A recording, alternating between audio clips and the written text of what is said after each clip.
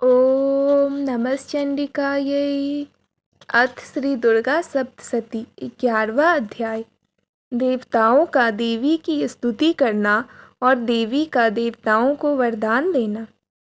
महर्षि मेधा कहते हैं, दैत्य के मारे जाने पर इंद्रादि देवता अग्नि को आगे करके कात्यायनी देवी की स्तुति करने लगे। उस समय अभिष्ट की प्राप्ति के कारण उनके मुख खिले हुए थे। देवताओं ने कहा, हे शरणागतों के दुख दूर करने वाली देवी, तुम प्रसन्न हो। हे संपूर्ण जगत की माता, तुम प्रसन्न हो। हे विश्वेश्वरी, तुम संपूर्ण जगत की आधार रूपा हो, क्योंकि तुम पृथ्वी में भी स्थित हो और अत्यंत पराक्रम वाली देवी हो। तुम विष्णु की शक्ति हो और विश्व की बीज परम माया हो। तुमने ही इस संपूर्ण जगत को मोहित कर रखा है। तुम्हारे प्रसन्न होने पर ही यह पृथ्वी मोक्ष को प्राप्त होती है। हे देवी, संपूर्ण विद्याएं तुम्हारे ही भिन्न भिन्न स्वरूप हैं। इस जगत में जितनी स्त्रियां हैं, वे सब तुम्हारी ही मूर्तियां हैं। एकमात्र तुमने ही इस जगत को व्याप्त कर रखा है। हे माँ, तुम्हारी स्तुति किस प्रकार हो सकती है, क्योंकि तुम परम बुद्धि रूपा हो और संपूर्ण प्राणी रूप स्वर्ग और मुक्ति देने वाली हो। अतः इसी रूप में तुम्हारी स्तुति की गई है। तुम्हारी स्तुति के लिए इससे बढ़कर और क्या युक्तियाँ हो सकती है। संपूर्ण जनों के हृदय में बुद्धि रूप होकर निवास करने वाली, स्वर्ग तथा मोक्ष प्रदान करने वाली, हे नारायणी देवी, तुमको नमस्कार है। कला, काष्ठा आदि रूपों से अवस्थाओं को परिवर्तन की ओर ले जाने वाली तथा प्राणियों का अंत करने वाली नारायणी, तुमको नमस्कार है। हे नारायणी, संपूर्ण मंगलों के मंगल रूप वाली, हे शिवे, हे संपूर्ण प्रयोजनों को सिद्ध करने वाली, हे शरणागत वत्सले, 3 नेत्रों वाली गौरी, तुमको नमस्कार है। सृष्टि, स्थिति तथा संहार की शक्तिभूते सनातनी देवी, गुणों की आधार तथा सर्व सुखमयी नारायणी, तुमको नमस्कार है।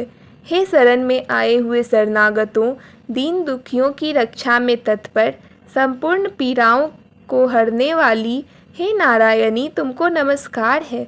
हे नारायणी, तुम ब्रह्मानी का रूप धारण करके हंसों से जुते हुए विमान पर बैठती हो तथा कुश से अभिमंत्रित जल छिड़कती रहती हो, तुम्हें नमस्कार है। माहेश्वरी रूप से त्रिशूल, चंद्रमा और सर्पों को धारण करने वाली, हे महावृषभ वाहन वाली नारायणी, तुम्हें नमस्कार है। मोरों तथा कुक्कुटों से घिरी रहने वाली, महाशक्ति को धारण करने वाली, हे कौमारी रूपधारिणी निष्पाप नारायणी, तुम्हें नमस्कार है। हे शंख, चक्र, गदा और सांग्र धनुष रूप आयुधों को धारण करने वाली वैष्णवी शक्ति रूपा नारायणी, तुम हम पर प्रसन्न हो, तुम्हें नमस्कार है। हे दांतों पर पृथ्वी को धारण करने वाली वराह रूपनी कल्याणमयी नारायणी, तुम्हें नमस्कार है। हे उग्र नृसिंह रूप से दैत्यों को मारने वाली, त्रिभुवन की रक्षा में संलग्न रहने वाली नारायणी, तुम्हें नमस्कार है। हे मस्तक पर किरीट और हाथ में महावज्र धारण करने वाली, सहस्त्र नेत्रों के कारण उज्ज्वल, वृतासुर के प्राण हरने वाली ऐन्द्री शक्ति, हे नारायणी, तुम्हें नमस्कार है। हे शिवदूती स्वरूप से दैत्यों के महामद को नष्ट करने वाली, हे घोर रूप वाली, हे महाशब्द वाली, हे नारायणी, तुम्हें नमस्कार है। दाढ़ों के कारण विकराल मुख वाली, मुंडमाला से विभूषित मुंडमर्दनी चामुंडा रूपा नारायणी, तुम्हें नमस्कार है। हे लक्ष्मी, लज्जा, महाविद्या, श्रद्धा, पुष्टि, स्वथा, ध्रुवा, महारात्रि तथा महाविद्या रूपा नारायणी, तुमको नमस्कार है। हे मेधा, सरस्वती, सर्वोत्कृष्ट ऐश्वर्य रूपिणी पार्वती, महाकाली, नियंता तथा इस रूपिणी नारायणी, तुम्हें नमस्कार है। हे सर्वस्वरूपे सर्वेश्वरी, सर्वशक्ति युक्त देवी, हमारी भय से रक्षा करो, तुम्हें नमस्कार है। हे कात्यायनी, तीनों नेत्रों से भूषित यह तेरा सौम्य मुख सब तरह के डरों से हमारी रक्षा करे, तुम्हें नमस्कार है। हे भद्रकाली, ज्वालाओं के समान भयंकर, अति उग्र एवं संपूर्ण असुरों को नष्ट करने वाला तुम्हारा त्रिशूल हमें भयों से बचावे, तुमको नमस्कार है। हे देवी, जो अपने शब्द से इस जगत को पूरित करके दैत्यों के तेज को नष्ट करता है, वह आपका घंटा इस प्रकार हमारी रक्षा करे जैसे कि माता अपने पुत्रों की रक्षा करती है। हे चंडिके, असुरों के रक्त और चर्बी से चर्चित जो आपकी तलवार है वह हमारा मंगल करे, हम तुमको नमस्कार करते हैं।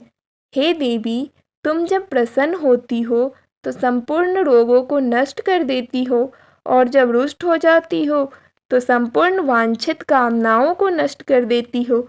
जो मनुष्य तुम्हारी शरण में जाते हैं उन पर कभी विपत्ति नहीं आती, बल्कि तुम्हारी शरण में गए हुए मनुष्य दूसरों को आश्रय देने योग्य हो जाते हैं। अनेक रूपों से बहुत प्रकार की मूर्तियों को धारण करके इन धर्मद्रोही असुरों का तुमने संहार किया है। वह, हे माँ, तुम्हारे सिवा और कौन कर सकता था। 14 विद्याएं, 60 शास्त्र और चारों वेद तुम्हारे ही प्रकाश से प्रकाशित हैं, उनमें तुम्हारा ही वर्णन है। जहाँ राक्षस विषैले सर्प शत्रुघ्न है, वहाँ और समुद्र के बीच में भी तुम साथ रहकर इस विश्व की रक्षा करती हो। हे विश्वेश्वरी, तुम विश्व का पालन करने वाली विश्व रूपा हो, इसलिए संपूर्ण विश्व को धारण करती हो, इसलिए ब्रह्मा विष्णु महेश की भी वंदनीय हो। जो भक्ति पूर्वक तुमको नमस्कार करते हैं वे विश्व को आश्रय देने वाले बन जाते हैं। हे देवी, तुम प्रसन्न हो और असुरों को मारकर जिस प्रकार हमारी रक्षा की है, ऐसे ही हमारे शत्रुओं से सदा हमारी रक्षा करती रहो। संपूर्ण जगत के पाप नष्ट कर दो और पापों तथा उनके फलस्वरूप होने वाली महामारी आदि बड़े बड़े उपद्रवों को शीघ्र ही दूर कर दो। विश्व की पीड़ा को हरने वाली देवी, शरण में पड़े हुओं पर प्रसन्न हो। त्रिलोक निवासियों की पूजनीय परमेश्वरी, हम लोगों को वरदान दो। देवी ने कहा, हे देवताओं, मैं आपको वर देने के लिए तैयार हूँ। आपकी जैसी इच्छा हो वैसा वर मांग लें, मैं आपको दूंगी। देवताओं ने कहा, हे सर्वेश्वरी, त्रिलोकी के निवासियों की समस्त पीड़ाओं को तुम इसी प्रकार हरती रहो और हमारे शत्रुओं को इसी प्रकार नष्ट करती रहो। देवी ने कहा, वैवस्वत मनवंतर के 28वें युग में 2 और महाअसुर शुंभ और निशुंभ उत्पन्न होंगे। उस समय मैं नंदगोप के घर से, यशोदा के गर्भ से उत्पन्न होकर विंध्याचल पर्वत पर शुंभ और निशुंभ का संहार करूंगी। फिर अत्यंत भयंकर रूप से पृथ्वी पर अवतीर्ण होकर मैं वह प्रचित्ति नामक दानवों का नाश करूंगी। उन भयंकर महाअसुरों को भक्षण करते समय मेरे दांत अनार के पुष्प के समान लाल होंगे। इसके पश्चात स्वर्ग में देवता और पृथ्वी पर मनुष्य मेरी स्तुति करते हुए मुझे रक्तदंतिका कहेंगे।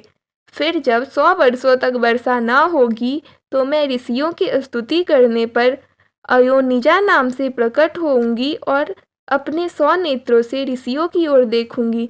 अतः मनुष्य शताक्षी नाम से मेरा कीर्तन करेंगे। उसी समय मैं अपने शरीर से उत्पन्न हुए प्राणों की रक्षा करने वाले शाकों द्वारा सब प्राणियों का पालन करूंगी और तब इस पृथ्वी पर शाकंभरी के नाम से विख्यात होऊंगी। इसी अवतार से मैं दुर्ग नामक महाअसुर का वध करूंगी और इससे मैं दुर्गा देवी के नाम से प्रसिद्ध होऊंगी। इसके पश्चात जब मैं भयानक रूप धारण करके हिमालय निवासी ऋषियों महर्षियों की रक्षा करूंगी, तब भीमा देवी के नाम से मेरी ख्याति होगी। जब फिर अरुण नामक असुर तीनों लोकों को पीड़ित करेगा, तब मैं असंख्य भ्रमरों का रूप धारण करके उस महादैत्य का वध करूंगी। तब स्वर्ग में देवता और मर्त्यलोक में मनुष्य मेरी स्तुति करते हुए मुझे भ्रामरी नाम से पुकारेंगे। इस प्रकार जब जब पृथ्वी राक्षसों से पीड़ित होगी, तब तब मैं अवतरित होकर शत्रुओं का नाश करूंगी। 11वां अध्याय समाप्त।